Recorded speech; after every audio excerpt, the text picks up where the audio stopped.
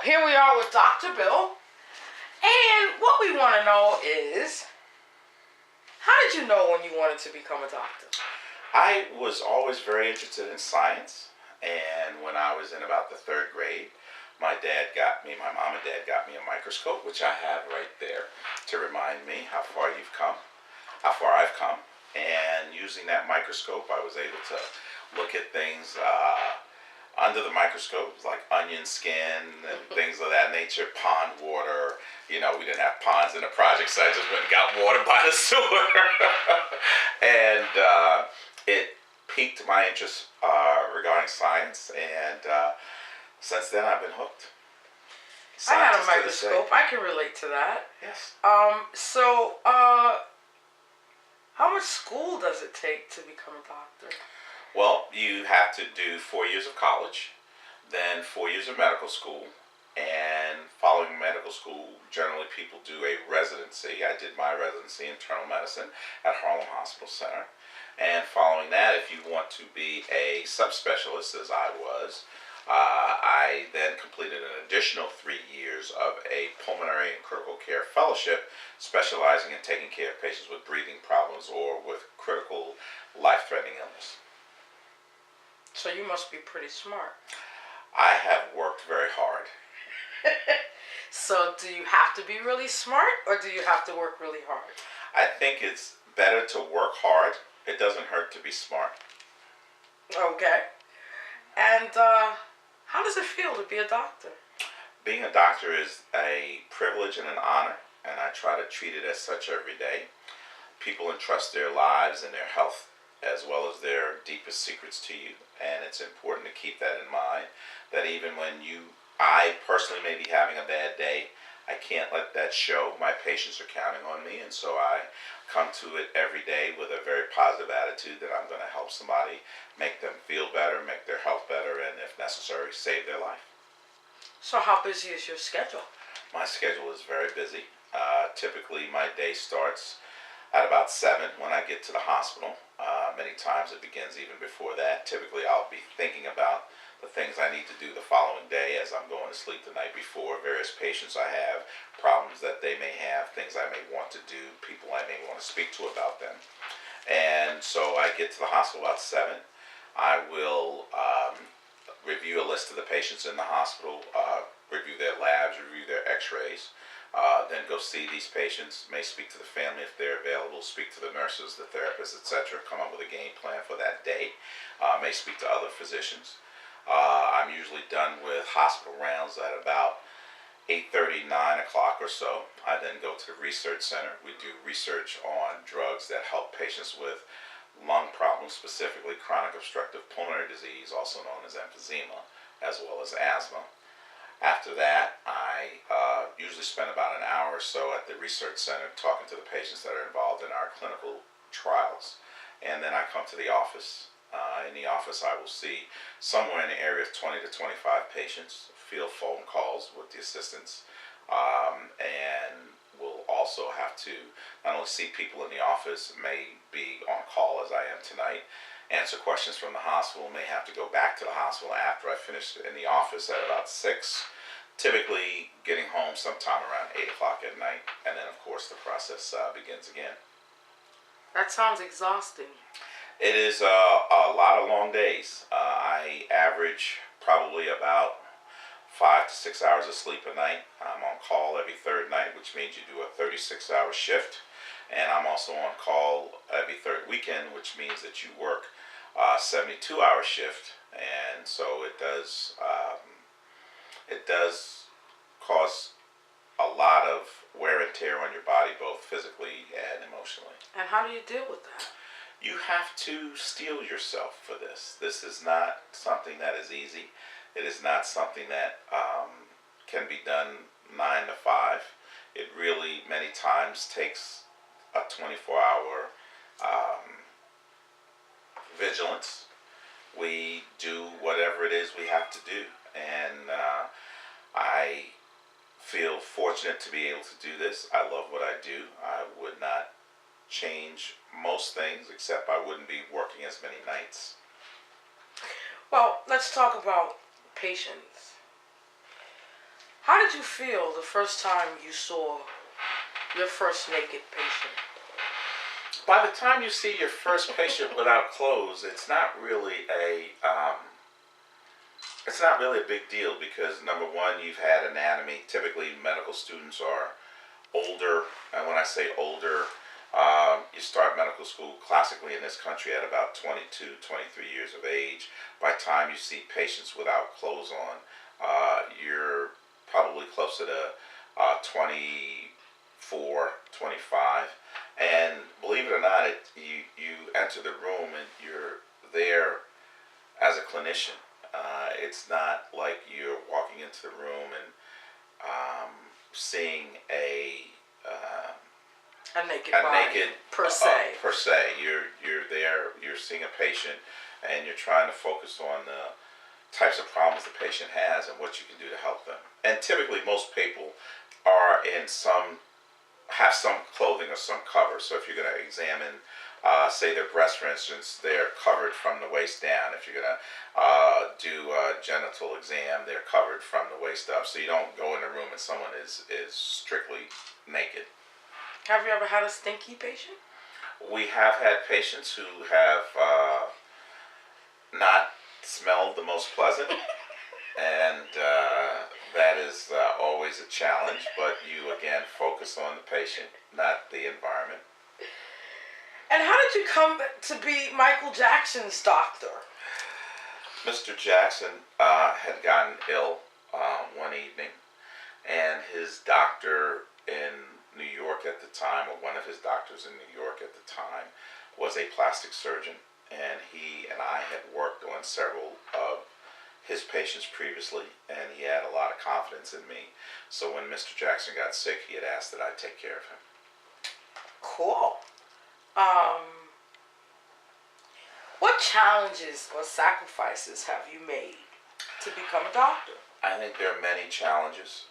First and foremost, whenever you are a person of color in this country, I think that many times people do not give you benefit of the doubt, so you have to run the race twice as hard, twice as fast to get half the credit. I think that in many ways is still true. People to this day ask me, am I the doctor? I walk into a room with a long white coat, stethoscope around my neck. Even when I had other junior doctors following me and clearly in charge, they've asked me, are you the doctor? And I said, yes, I am the doctor. So clearly there's a bit further that we have to go. As far as sacrifices, you do make a lot of sacrifices. Certainly when you're younger and you are studying many nights, your colleagues or friends may be wanting to go out and party and hang out and have a good time, and you have to be able to realize, keep your eye on the prize. You can't do that now. You got to get exam on Monday or next Monday, and you got to stay in and study. I used to tease some of my friends that my favorite date, other than my now wife, was the textbook Morrison and Boyd, one of the organic chemistry textbooks, and that was my usual date on Friday and Saturday night. So Wow. you do make sacrifices, and frankly, your family makes sacrifices.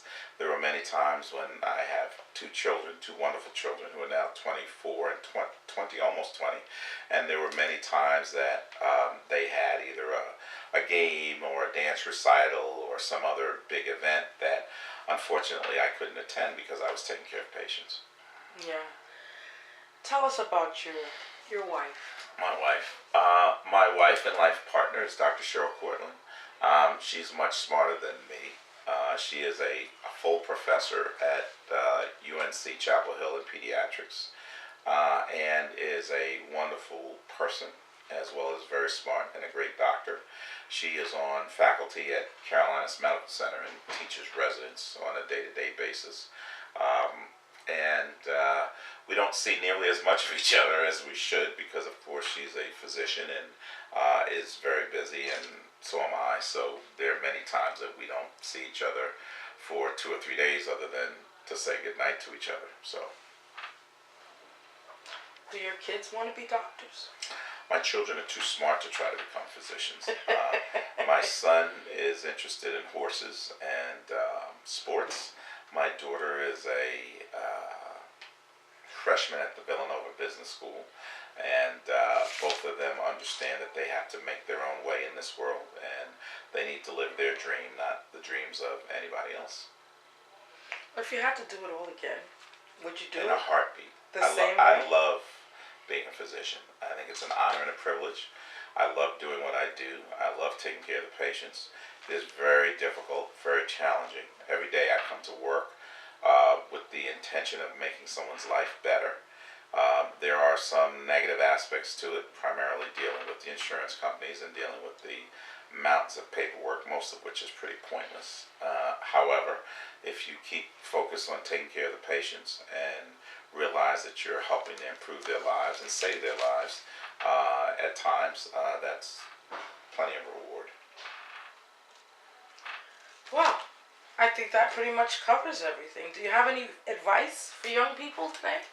I think as far as young people goes, whether you want to become a physician or some other allied health professional, nurse practitioner, physician assistant, lab technician, respiratory therapist, there are tremendous opportunities in the healthcare industry. One of the things that appealed to me was that since it is essentially we're all scientists, the evaluation process, grading, etc., was very objective. You do a math problem, there's a right answer and there's a wrong answer. You do a biology problem, same thing, right answer, wrong answer. In some of the social sciences, I always felt, since it was subjective, when you write a paper, is it a good paper? You know, a professor who, for whatever reason, may not want to give you the credit you're due, may give you a C or a D on a paper that maybe was as good enough to get a B or an A. And I always felt that in the social sciences that there was enough wiggle room that people could not give you the credit you deserve, whereas in science it's pretty straightforward. You either get the answer correct or not, and if you do well, no one can deny that, and that always appealed to me. I've always loved science, and again, the opportunity to save somebody's life, which is why I did pulmonary and critical care, is a special reward in and of itself that I really can't describe and do it justice, other than to say it is the only thing that in my life has been better was the birth of my children, and it is very gratifying to take care of people. There are certainly many disappointments when you lose a patient. To this day, it haunts me. Could I have done something better? Could I have done something different? But by and large, I am very, very pleased with the profession. It has provided a wonderful opportunity for not only myself but my family, and it gives me a reason for living.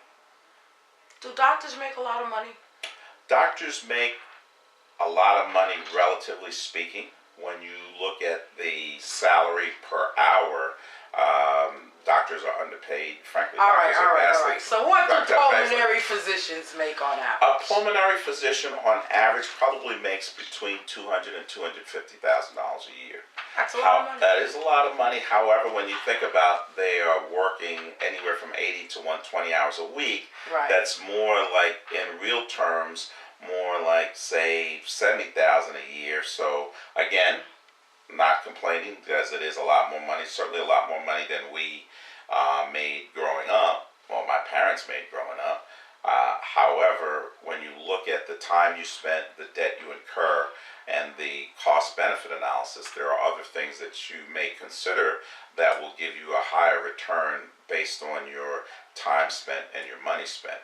For me, I'm happy to be a physician. It's not about the money. Right. It really isn't. Because, frankly, I could make more money doing other things. Correct. And, the more you go through life, you realize that although money is important, there are other things that are more important. Yeah. Well, thank you. And we will put down your contact information, so if any of the kids have any questions, please do. I'll be happy to contact you. I'll be happy to help mentor them or give them whatever advice or help I can.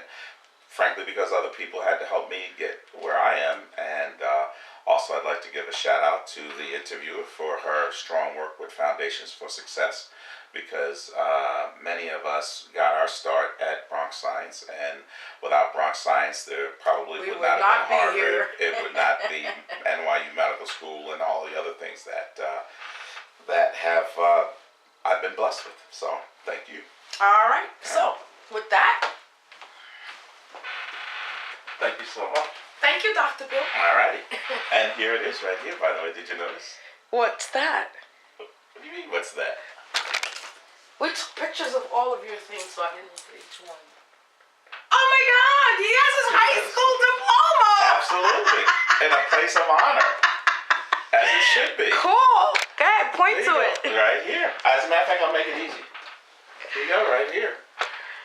I don't know how to zoom. Bronx Science. And I will point out, for those that care, it's even a Regents diploma. Yeah, we all have We Regents had to do the diplomas. Regents diploma. I don't think you could graduate without a Regents diploma at that I time. remember that was a big deal. You got a little seal and, had to take those extra exams. There you go. Do they give the Regents anymore? Yes. Oh, okay. Yes. No. Hey, it's been 40 years for me. Oh my God. And there was something else I had to tell you, but it just slipped my mind that quickly. All right, we're done.